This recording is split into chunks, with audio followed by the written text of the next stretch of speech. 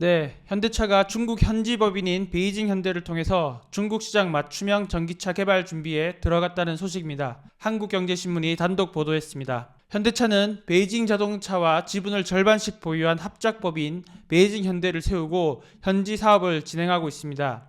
이 베이징 현대가 신전기차 개발 프로젝트 코드명 OERE를 최근 가동했다는 소식입니다. 지난해 베이징 현대는 3년 내 순수 전기차를 최대 5종 출시하겠다는 계획을 밝혔는데 이 계획의 일환입니다. 부진을 면치 못하고 있는 중국 사업에서 새로운 전기를 만들겠다는 의지를 보인 것이란 평가가 많습니다.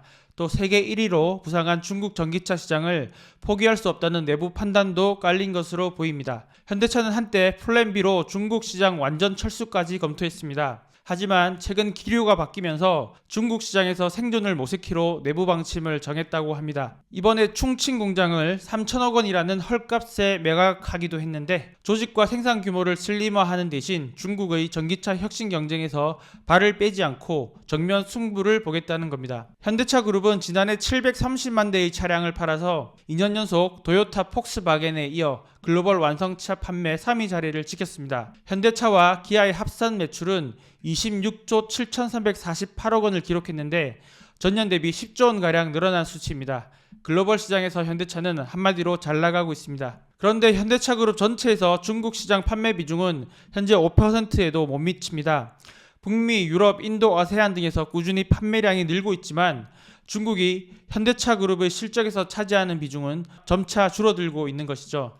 전성기인 2017년엔 중국서 연간 자동차 생산능력을 160만 대까지 끌어올렸지만 중국의 사드 보복 이후 시장 점유율이 계속 떨어지면서 연간 자동차 생산량이 25만 대 수준으로 급감한 상태입니다. 현대차의 중국 현지 전기차 전략은 변화를 거듭했습니다. 2022년에는 코드명 O이라는 전기차 개발 프로젝트를 가동했습니다. 중국 시장에 특화된 전기차를 직접 생산하겠다는 계획이었습니다. 그러다 아이오닉 등 현대차가 보유한 기존 전기차를 중국 공장에서 생산하는 것으로 방향을 틀었습니다. 그런데 수많은 본토 전기차가 시장을 꽉 장악하고 있는 중국에서 아이오닉의 성공 가능성이 매우 낮다는 결론을 내렸다고 합니다. 그래서 지난해 합작법인을 운영하고 있는 베이징차와 협상에 돌입했습니다. 베이징차의 전기차인 아크폭스를 베이징 현대 공장에서 위탁 생산하는 방안이었습니다. 아크폭스 생산 계획도 작년 10월 한국경제가 단독 보도한 내용이었는데요. 이는 중국 법인의 수익성을 개선하고 대세인 전기차 시장의 핵심으로 부상한 중국에서 전기차 생산을 더 이상 미룰 수 없다는 판단이 깔린 조치였습니다. 그런데 막바지에 달했던 협상은 결국 결렬됐습니다. 후문에 따르면 베이징차가 무리한 가격 조건을 밀어붙인 영향이 컸다고 합니다. 현대차의 현재 중국 판매량이 급감하면서 공장 생산 캐파를 절반도 채우지 못하고 있습니다. 한때 5곳까지 늘렸던 중국 내 공장은 현재 베이징 2공장과 3공장 2곳만 가동하고 있습니다. 최근 1조 6천억 원을 들여서 지은 최신 설비의 충칭 공장을 3천억 원이라는 헐값에 매각하기도 했습니다. 전기차 생산을 통해서 중국 현지 생산 물량을 끌어올리려던 현대차의 계획이 아크폭스 생산 계획까지 틀어지면서 스텝이 또 한 번 꼬인 것이죠. 그런데 작년 말 중국 맞춤형 신전기차 프로젝트인 OE 프로젝트가 OER이라는 코드명으로 재가동된 것입니다. 현대차가 중국 시장을 포기하지 않고 또 한 번 승부수를 띄운 것은 지난 항저우 아시안게임이 큰 계기가 됐다고 합니다. 정의선 현대자동차 그룹 회장이 중국 지리자동차의 전기차 브랜드 지커를 항저우 아시안게임에서 접하게 된 것이죠. 작년 10월 정 회장은 국가대표 양궁팀을 격려하기 위해 항저우를 직접 방문했습니다. 그런데 대회장을 오가는 차량을 공식 스폰서 차량인 지리 자동차 차량으로 제한한 탓에 정 회장도 지리의 프리미엄 전기차 브랜드 지커를 탈 수밖에 없었다고 합니다. 그런데 이때 중국차는 싸고 성능이 떨어진다는 기존 고정관념이 완전히 깨진 모양입니다.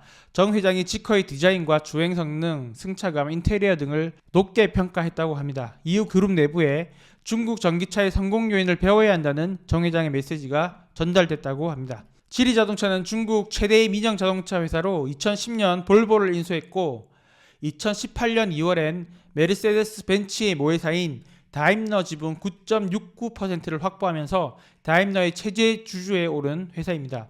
지커 001은 지커 브랜드의 첫 모델입니다. 아우디와 벤틀리 총괄 디자이너 출신의 스테판 시엘라프의 손을 거쳤습니다. 차량 주위에 장착된 센서가 8가지 방향에서 접근하는 운전자를 포착한 후 9m 거리에 들어오면 블루투스를 통해 스마트폰과 자동차를 연결시키고 2m 내로 들어서면 자동차가 스스로 문을 열어주는 첨단 기능들이 많이 가미되어 있습니다. 인테리어도 고급스럽습니다. 가죽과 하이그로시 블랙 패널, 금속 장식을 적절하게 사용했고 나파 가죽 등 고급 소재를 사용했습니다. 스티어링 휠은 터치 방식으로 조작하면서 단순한 터치 위에도 슬라이드 누르기 기능 등을 통해서 스마트폰의 사용 감각을 최대한 구현했다고 합니다. 계기판에는 8.8인치 디스플레이가 사용되고 센터페시아에는 15.4인치 인포테인먼트 시스템이 탑재됐다고 합니다. 작년은 전세계 자동차 시장의 판도가 뒤바뀐 해로 기록될 것 같습니다. 중국의 BYD가 테슬라를 제치고 전세계 전기차 판매량 1위 제조사로 등극했기 때문입니다. 게다가 중국은 일본을 제치고 전세계 자동차 수출 1위 국가로 올라섰습니다. 특히 지난해 중국이 수출한 자동차 491만 대 가운데 120만 대는 신에너지차였다는 점은 시사하는 바가 큽니다.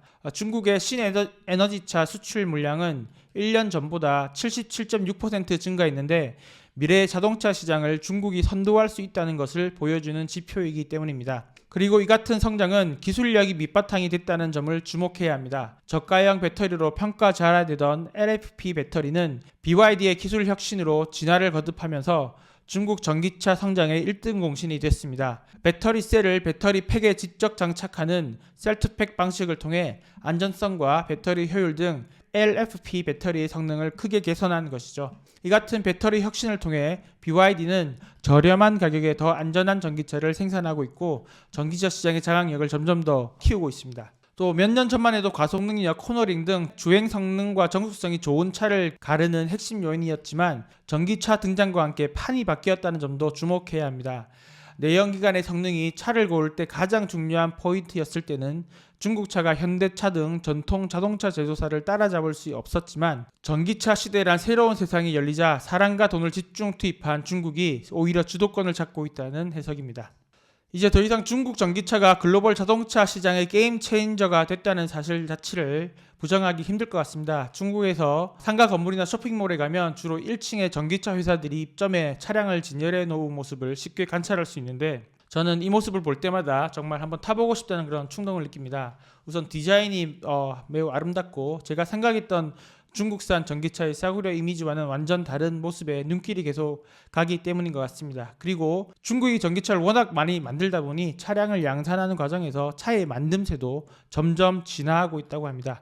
무엇보다 전기차를 하나의 전자기기로 여기는 젊은 층의 요구에 걸맞는 다양한 디지털 서비스를 장착하면서 소비자 만족도도 크게 개선되고 있습니다. 기존 전통적인 차량에 대한 고정관념이 덜하기 때문에 변화와 혁신을 받아들이고 적용하는 속도도 더 빠르다는 점도 중국 전기차가 가진 큰 장점으로 보입니다. 그리고 전기차의 양산과 더불어 앞으로 열릴 자율주행차 시대에는 급가속과 급정거 등이 줄어들면서 과거 전통 자동차 제조사들이 추구하던 주행 성능이 더 이상 자동차의 우수성을 판별하는 기준이 아닐 수 있다는 해석도 있습니다.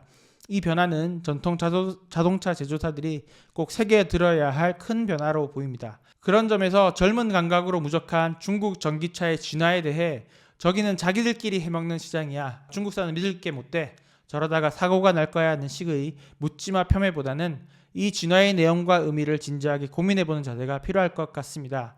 중국을 극복하기 위해서 중국을 알아야 하고 지금 이 말이 딱 들어맞는 곳이 바로 중국 전기차 시장이 아닌가 합니다. 그런 점에서 중국 시장을 포기하지 않고 배움의 자세로 맞붙어 보겠다는 현대차의 전략 수정은 저는 매우 잘한 선택이라고 생각합니다. 결과를 한번 지켜보시죠. 오늘은 여기까지 하겠습니다. 지금까지 베이징에서 이준이었습니다. 감사합니다.